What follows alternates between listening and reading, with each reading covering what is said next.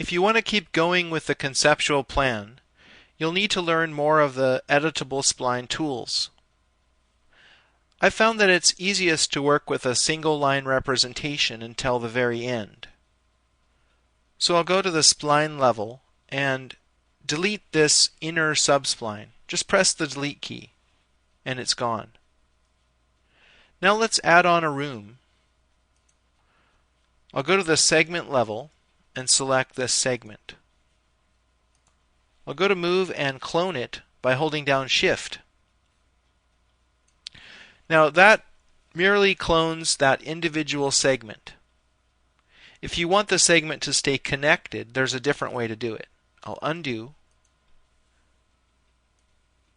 and check here under Connect Copy. This time, when I clone the segment, it will remain connected like that. So new segments were generated that connect the cloned segment. Another thing you can do is use Refine. I'll go to the vertex level and click Refine. In this mode, you can add new vertices wherever you click. Be aware that they will not affect the shape of the curve. I could add a couple of vertices right here, and it won't change the curvature at all. I'll turn off Refine, go back to the segment level, and connect copy out a wing of the building. Now something's happening here. I'll select this segment, right click, and change it from curve to line.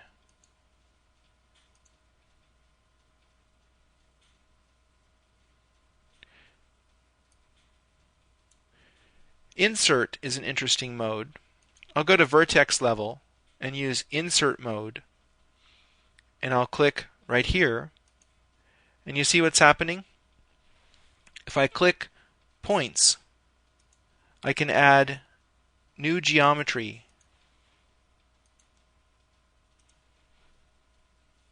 Let me zoom in there.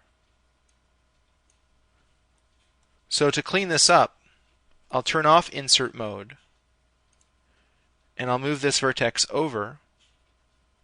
And at a conceptual level, you don't need to be super accurate. You can just rely upon the aliasing of the lines to tell you if they're out of square. See, that's not vertical. When I remove all that stair stepping, it's close enough to vertical for the conceptual purpose. Then I can just move these around and reshape the object.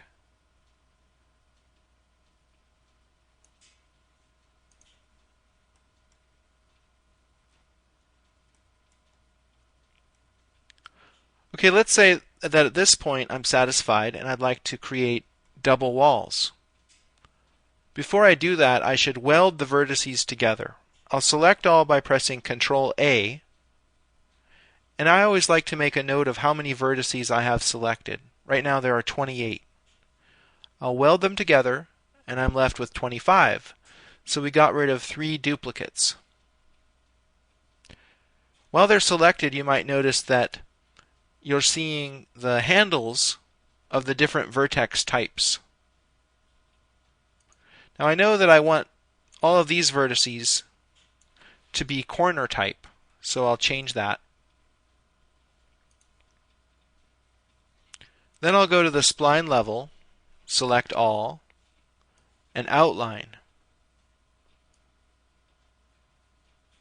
Now some of the splines are outlining in different directions, and it has to do with the order that the vertices were made.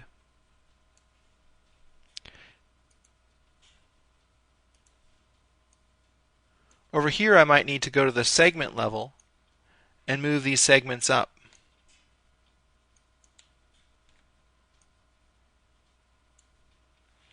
And here it looks like maybe I need to move this vertex over a bit.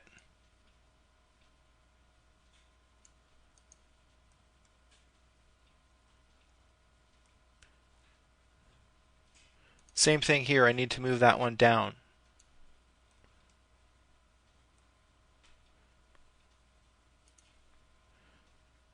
Okay, the idea is to become comfortable with the tools so that you can conceptually evaluate ideas on the screen. And we can then quickly extrude this and take a look at it in 3D. I'll give it a height, and we'll look at it in perspective.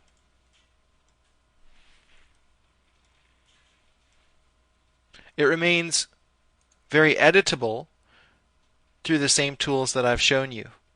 You can, in this way, build up a conceptual model relatively quickly, and you have a lot of flexibility about how you can structure your object when you learn more about the editable spline tools.